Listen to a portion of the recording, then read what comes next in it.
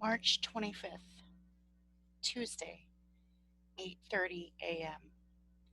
The, the 2-block walk from her house to the public library was something of a nightmare for Mary Altoff. As soon as she left the house, she realized that the journal hadn't just been headlining its flood warnings for the sake of sensationalism. East 2nd Street was running curb high with water now, and twice before reaching the canal bridge at the northeast corner of Cooper Park, where the library was located, she had been forced to step into water mid calf high. She considered going back home, but knew she wouldn't. In the basement of the library were stacked the newly purchased supplies, documents, books, and papers for the next 6 months, and every hand would be necessary to help move them to higher shelves for protection in case water got in. A horseman splashed past and yelled something to her about the levee, but she couldn't make it out over the noise of his passage. In the 2 blocks from her house to the canal bridge, he was the only person she saw. She was dismayed at the height of the water in the canal. It gurgled menacingly as she crossed the bridge, already lapping at the bottom of the span and dangerously close to the canal boat towpath. If it went over that, there would be no doubt about the basement flooding, and she was glad now that she hadn't gone back home. Most of Cooper Park already had an inch to a foot of nasty, muddy water on it, but the public library stood on a slight knoll right in the center of the park, and she was happy to see that the closest water to it was still a score of yards away. While 2nd Street had been void of pedestrians, Cooper Park had perhaps 30 or more people milling about or standing in small groups, apparently oblivious of their wet feet. They seemed to be hypnotized by the gradual rising of the water flowing in from the north on St. Clair Street, and Mary Altoff couldn't understand why they didn't move to higher ground. It was with relief that she paused at the head of the library steps to remove her overshoes and dump water from them. As she was doing so, the door opened behind her, and she turned to see the nervous face of Teresa Walter, a supervisor of the bindery and book repairing. Miss Walter wasn't too successful in her attempt to smile. "Why, Teresa," Mary said, "I didn't expect to see you here this early." She grimaced as she yanked off the other overshoe and poured out the water.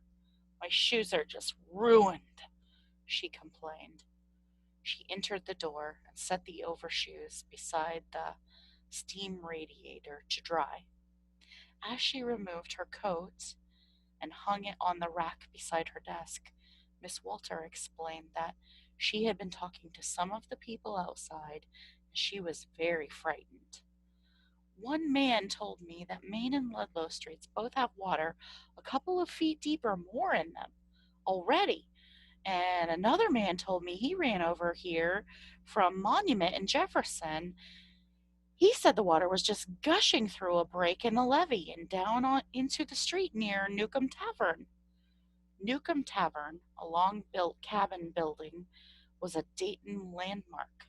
Built in the winter of 1789 to 1799, it was Dayton's oldest building.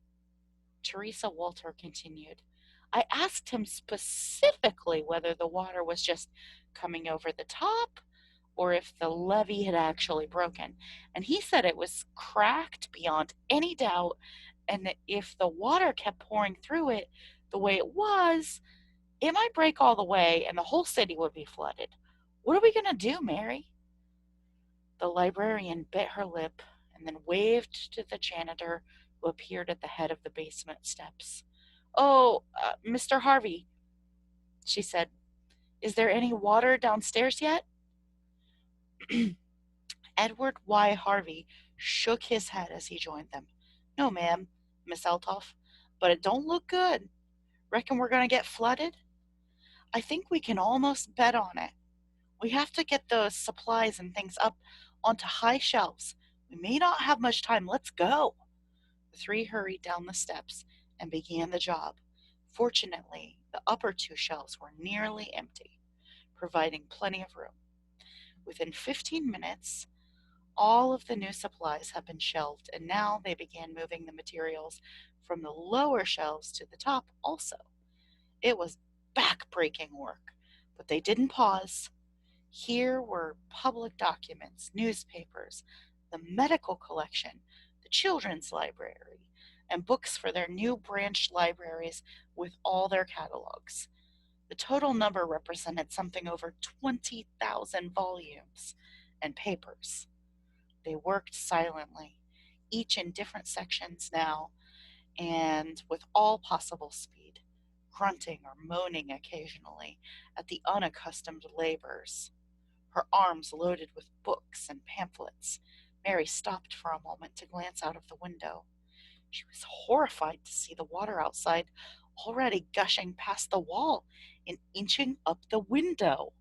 The basement floor was 3 feet below ground level outside, and even as she wondered if the walls would keep the water in, she turned at a whisper of sound and saw it running across the floor. For the first time, she sensed that they themselves might be in grave danger. Teresa! Mr. Harvey! Leave the basement!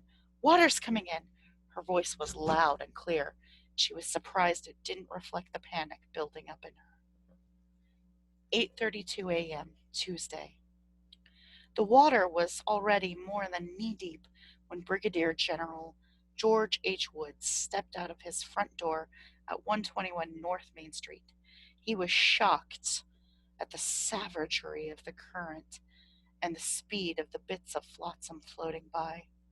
The men in military uniform that he had seen helping people into buildings moments after the levee broke near Steele High School were still at work there, although the crowd had mostly dispersed. He waded toward them. There was a severe cross current at First Street, and he nearly lost his balance as he inched across the intersection. For the first time since the water began pouring down the streets of downtown, his belief that this would be minor flooding faded. Adjutant General of the Ohio National Guard, Wood was seldom at his home in Dayton, his duties carrying him all over the state, and he actually spent more time in Columbus headquarters than he did here. But he'd come home to be with Virginia over Easter and had planned to head for the state capitol this morning. Now it seemed he wouldn't make it. He had been calling ONG officers in the immediate Dayton area ever since Mays Dodds had contacted him 5 hours ago. He had ordered each to round up as many of his men as possible to help with evacuation work. Shortly after the whistles had begun blowing, he had taken a post at his front window and watched the crowds on Main Street, particularly the hundreds up near the levee, standing in clusters with their umbrellas shielding them from the rain. With amazement and consternation, he had watched the virtual stampede of humanity past his home as the water began running over the levee and flooding the streets. It had been a sickening thing to witness. Quickly, the streets had filled with water, and before half an hour had passed, there was over 18 inches. That was when Wood noticed the squad of guardsmen up near the high school, helping the few stranded people remaining to places of safety. These were the first ONG men he had seen, and he immediately put on his coat and left to join them. Finally reaching the Bim Homestead building at the northwest corner of First and Main, Wood found it easier to walk. Apparently the ground was higher here, since the water level was shallower and the current not so swift. He continued up the block to the front of the Insco apartments at the southwest corner of Monument and Main and hailed the squad of soldiers. The lieutenant in charge saw him, called an order to his men, and together they waded across Main Street to the steps of the Insco, where Wood awaited them. "Sir," said the lieutenant, saluting him when the squad of 9 had assembled on the stairs, "I'm Lieutenant Mills Matthews. My men and I have been trying to lend a hand to some of the persons stranded here." He looked around at the empty corner and continued, "I think we've moved everyone to safety who was left." "Good work, Lieutenant. How bad is the levee break?" "Well, it's hard to say, sir. It may not get any worse, but chances are it'll keep pulling away the bank until the whole thing caves in. If that happens, the water could get 12 to 15 feet deep right here, all over downtown, in fact." Wood nodded thoughtfully.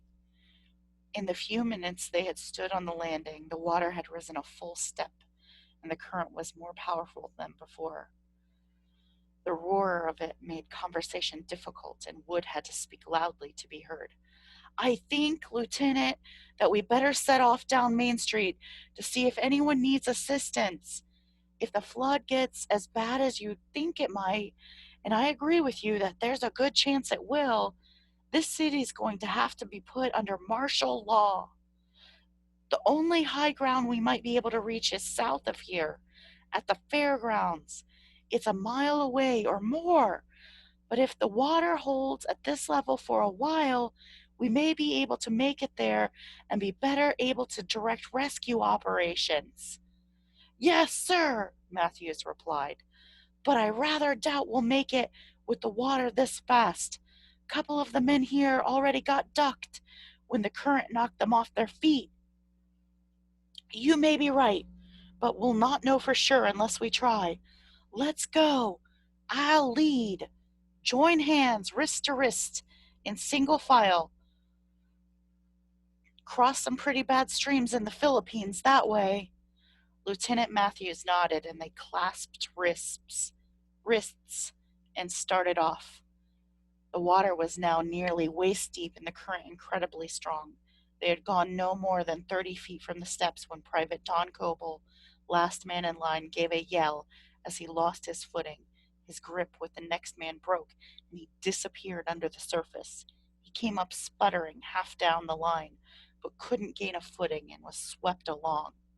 General Wood lunged, grabbed the enlisted man by his arm, and lost his own balance in the process and was ducked. His grip with both lieutenant and private, however, remained unbroken, and they regained their feet. Wood shook his head and indicated the high porch of a residence. "Up there," he shouted. "Head for the porch." They made it safely, but wet and cold and decidedly sobered by the experience. They knew that any further attempt to journey out into the water afoot was courting death. Behind them, the door to the house opened, and a very short, elderly man wearing a robe and overshoes appeared. His eyes were frightened, and he bobbed his head at them nervously. "You better come in here," he said, rubbing a hand over his shiny, bald pate. "You can't go anywhere else now. I'm Dr. King, Dr. C.W. King." Wood shook hands with him, introduced himself and Lieutenant Matthews, and accepted the physician's invitation. When they had assembled in the entry hall, he asked, "Is your telephone still working, sir?" "Hasn't been for a couple hours," King answered. "Neither are the lights, but the gas is still on. Would you and your men care for some hot coffee?" It was the best idea any of them had heard that day.